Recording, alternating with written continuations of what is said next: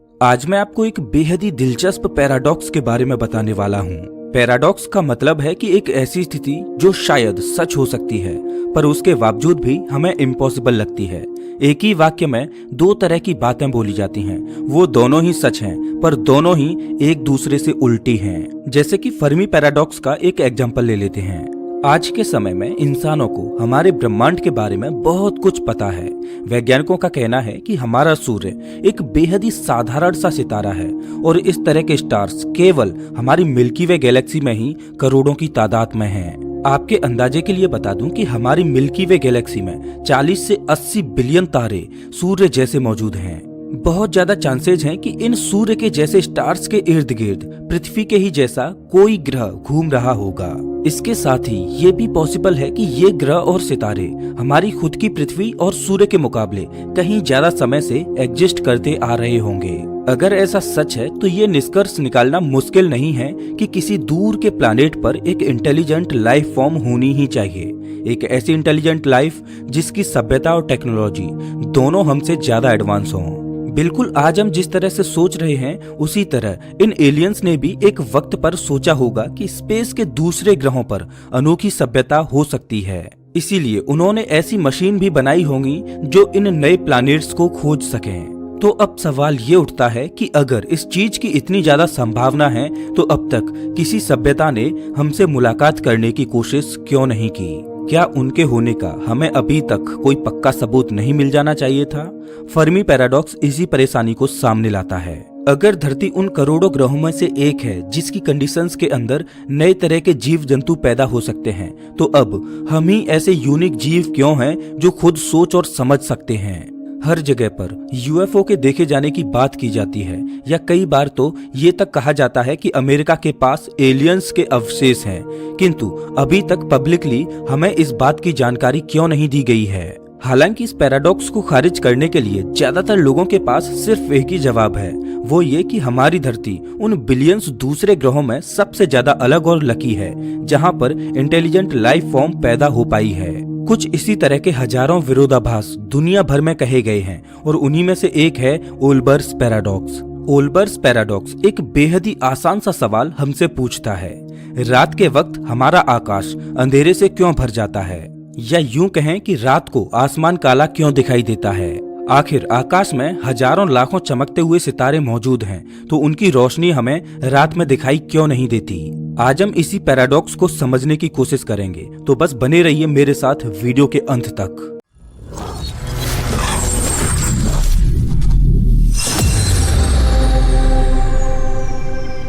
इस पैराडॉक्स का नाम हेनरिक विलहेल्म ओल्बर के नाम पर रखा गया है, जो साल 1758 से साल 1840 के बीच में जिंदा थे। कहीं न कहीं देखें तो इस आसान से सवाल का एक बेहद ही आसान सा जवाब होना चाहिए। हमारी धरती एक निश्चित अक्ष पर घूमती रहती है, जिस वजह से हमें दिन और रात के होने का आभास होता है। इंसान धरती पर एक जगह पर स्थित होते हैं और दिन के समय में सूर्य की रोशनी रिफ्रैक्ट होकर धरती के एक साइड पर गिरती है। लाइट के रिफ्रैक्शन की वजह से ही आकाश का रंग भी नीला दिखाई देता है। अपनी एक्सिस पर घूमने के अलावा हमारी धरती सूर्य के चारों ओर भी चक्कर लगाती है।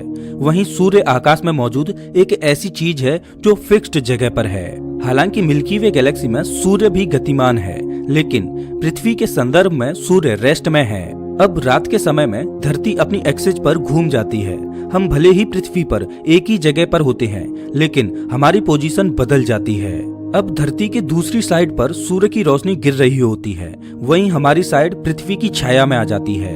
इस पोजीशन में आप सूर्य को नहीं देख सकते, पर दूसरे तारे, ग्रहों और चांद को जरूर देख सकते हो।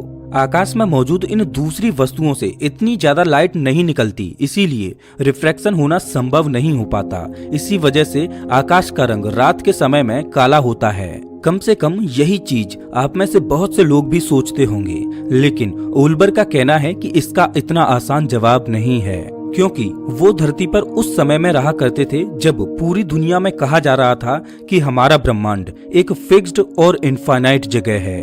फिक्स्ड और इनफाइनाइट से मेरा मतलब ये है कि ब्रह्मांड को बनाया नहीं गया था, वो हमेशा से ही मौजूद था, और तो और इस यूनिवर्स का कोई अंत भी नहीं है। हजारों करोड़ों स्टार्स हमेशा से ही आकाश में मौजूद हैं और एक फिक्स्ड जगह पर हैं। तो अब ओल्बर कहते हैं कि जब वो धरती पर रात के समय में एक जगह पर खड़े होकर ऊपर की तरफ किसी भी दिशा में देखेंगे तो उनकी नजर के सामने कोई न कोई सितारा तो जरूर होगा, फिर चाहे वो तारा धरती के करीब हो या फिर कई हजार प्रकाश वर्ष दूर। और ये चीज सही भी है, अगर हम खुद रात के समय में किसी भी डायरेक्शन में देखेंगे तो उस डायरेक्शन में कोई न कोई स्टार जरूर होगा। आखिर ब्रह्मांड में इनफाइनाइट नंबर ऑफ स्टार्स मौजूद हैं, तो ये चीज भी सच ही होगी। इसी अंदाजे से ओल्बर ने कहा कि अगर आकाश के हर दिशा में कोई न कोई सितारा है और ये सितारे इनफाइनाइट नंबर में अंतरिक्ष में मौजूद हैं, तो उस हिसाब से रात में पूरा आकाश रोशनी से घिरा होना चाहिए था। अब सबके दिमाग में एक बात आएगी कि किसी भी स्टार के अंदर से जो रोशनी निकलती है उसकी तीव्रता दूरी के हिसाब से कम होती जाती है। जैसे कि सूर्य से निकलने वाली रोशनी नेपट्यून जैसे प्लानेट पर बहुत कम मात्रा में पड़ती है। इसका मतलब रात के समय में एक तारा हमसे जितनी ज्यादा दूर होगा उसकी रोशनी उतनी ही ज्यादा कम होगी। लेकिन ओल्बर का कहना है कि नहीं, ये भी सही नहीं है। किसी तारे की रोशनी और तीव्रता उसकी दूरी पर निर्धारित नहीं होती, और इसे भी उन्होंने बेहद ही दिलचस्प तरीके से समझाया है। ओल्बर कहते हैं कि हमारे ब्रह्मांड में अनगिनत गैलेक्सीज हैं। कुछ धरती के करीब हैं तो वहीं कुछ गैलेक्सीज धरती से बहुत दूर हैं। अब हम जैसे जैसे दूर जाते जाएंगे इन गैलेक्सीज में मौजूद तारों और उनसे निकलने वाली रोशनी की मात्रा बढ़ती जाएगी। तो चाहे ये तारे धरती से कितनी भी दूर क्यों ना हो, इनकी रोशनी की तीव्रता पर कोई असर नहीं होना चाहिए। आप इसे इस तरह से समझ सकते हो, मान लीजिए कि हमारी धरती एक बड़े से ग्राउंड के बीचों बीच स्थित है। धरती के इर्द गिर्द हजारों सितारे चमक रहे हैं जिनकी रोशनी सीधे सीधे धरती पर गिर रही है। अब जैसे जैसे आप पृथ्वी से दूर जाते हो तो तारों की मात्रा भी बढ़ती जाती है, और ये मत भूलिए कि ये ग्राउंड इनफाइनाइटली बड़ा है, यानी कि इसके अंदर इनफाइनाइट नंबर्स के स्टार्स हैं। इस हिसाब से तो ओल्बर का कहना बिल्कुल सही है। आकाश में इतने सारे तारे हैं कि उनकी तीव्रता दूर जाते जाते भी बढ़ने ही लगेगी, और हमारा अंतरिक्ष पूरी तरह से लाइट से घिरा हुआ होना चाहिए। और एक बार सोचें तो ये समझना भी मुश्किल नहीं है कि तारों से इतनी ज्यादा रोशनी और रेडिएशन निकलेगी कि हमारी धरती ही भाप बन जाएगी। लेकिन ऐसा कुछ भी नहीं हो रहा है। हमारी धरती अभी भी सही सलामत है और रात के समय आकाश भी पूरी तरह से काला है। तो क्या ओल्बर का कहना गलत है? अगर गलत होता तो आज हम इसके बारे में जान नहीं रहे होते। ओल्बर के इसी सवाल की वजह से हमारे ब्रह्मांड के बहुत से रहस्य उजागर हुए थे। चलिए देखते हैं कि कैसे। आप एक आसान सा एक्सपेरिमेंट कर सकते हो। रात के समय बाहर जाकर ऊपर आकाश की तरफ देखिए। ये पूरी तरह से काला है, पर शायद आपको चांद और थोड़े बहुत तारे दिख रहे होंगे। एक अंदाजे से बताऊं तो हमारी आंखें आकाश में लगभग 3000 तारों को देख पाती हैं। अब ओल्बर कह रहे हैं कि इस आकाश को सफेद होना चाहिए, लेकिन कहीं से भी हमें ये सफेद नहीं दिख रहा। अब एक बात आपके लिए जाननी बहुत जरूरी है। ओल्बर साल 1758 से लेकर साल 1840 के समय में रहे थे, और उस वक्त में आज की बहुत सी थ्योरीज नहीं थी। किसी ने भी बिग बैंग थ्योरी के बारे में नहीं सोचा था। कॉस्मोलॉजी के क्षेत्र में इंसान नौसिखिए थे। ऐसा कहना गलत नहीं होगा कि ओल्बर उन लोगों में से हैं जिन्होंने बिग बैंग थ्योरी के होने की पहली सीढ़ी को चढ़ा था। ओल्बर के इस सिंपल से सवाल से आप बहुत से निष्कर्ष निकाल सकते हो। सबसे पहला तो ये कि शायद हमारा यूनिवर्स इनफाइनाइट नहीं है, और अगर ब्रह्मांड इनफाइनाइट नहीं है तो उसके अंदर मौजूद तारे भी अनंत नहीं हैं। अगर ऐसा सही है तो जब आप ऊपर आकाश की तरफ बहुत से सितारों को देखते हो तब किसी एक दिशा में शायद कोई तारा मौजूद ही नहीं है। मेरे कहने का मतलब ये है कि अगर दुनिया इनफाइनाइट नहीं है तो हमारी लाइन ऑफ साइट में बहुत सी जगह ऐसी होंगी जहाँ पर कोई भी तारा मौजूद नहीं होगा। अब यूनिवर्स भले ही अनंत ना हो, लेकिन तब भी वो काफी ज्यादा बड़ा है, इसीलिए हमारी ज्यादातर लाइन ऑफ साइट में स्टार्स आएंगे ही नहीं। लेकिन इसके बावजूद भी आकाश में करोड़ों तारे हैं जिनकी रोशनी बेहद ही तीव्र है। इन सितारों की वजह से अंतरिक्ष के अंदर बहुत सारी लाइट होनी चाहिए थी। अब इसी चीज को समझने के लिए दूसरा निष्कर्ष निकाला गया। वो ये था कि शायद ये ब्रह्मांड हमेशा से ही मौजूद नहीं था, लेकिन किसी समय पर इसके अंदर की सभी गैलेक्सीज पैदा हुई थीं। शायद हो सकता है कि जो तारे हमारी धरती से बहुत ज्यादा दूर हैं, उनकी रोशनी अब तक हमारी धरती पर पहुंची ही नहीं है। अब ये तारे हमेशा से ही ब्रह्मांड में होते तो उनकी रोशनी कब की धरती पर पहुंच गई होती। लेकिन वे कुछ ही बिलियन साल पहले पैदा हुए हैं और उनकी रोशनी अभी भी अंतरिक्ष में ट्रेवल कर रही है और अभी तक धरती पर नहीं पहुंच पाई है। हमारी धरती के चारों तरफ एक निश्चित डिस्टेंस पर स्टार्स मौजूद हैं, जिनकी रोशनी हमारी धरती तक आती है।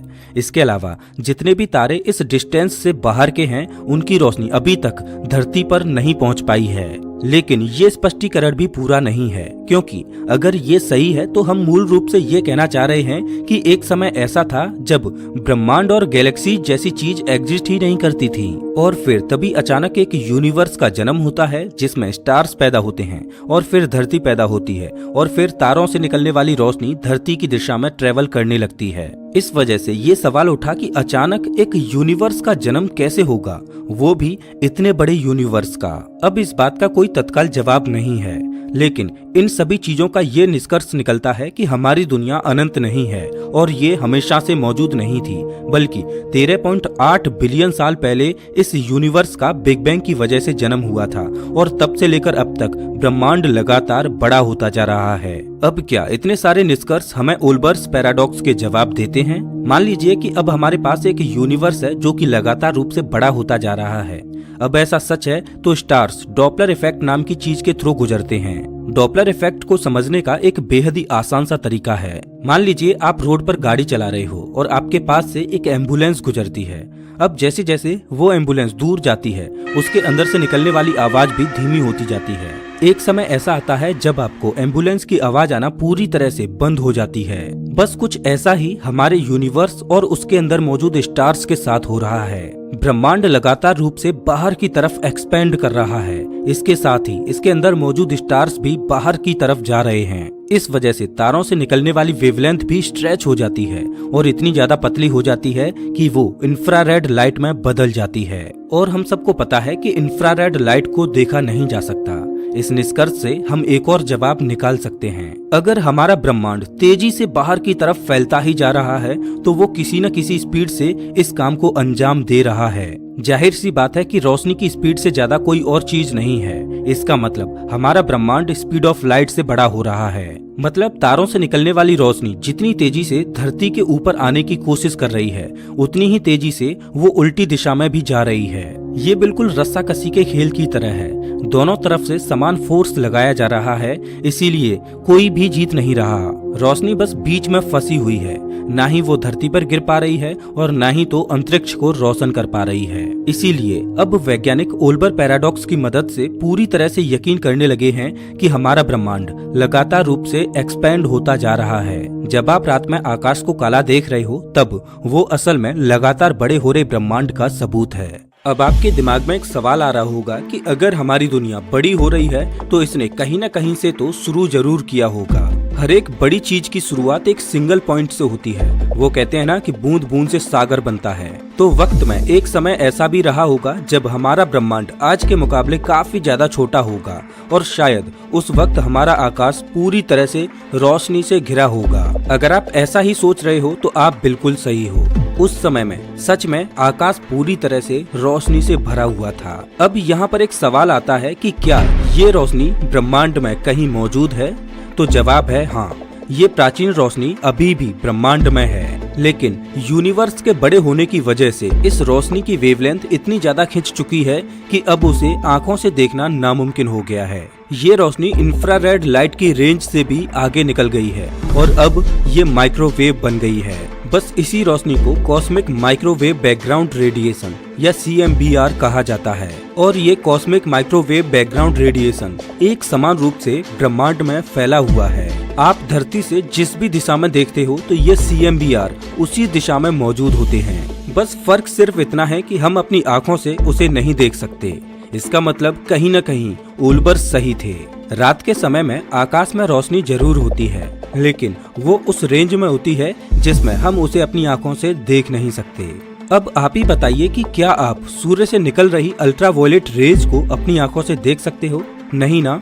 रात के समय में भी cosmic microwave background radiation light आकाश में फैली हुई होती है, बस उसे देखा नहीं जा सकता।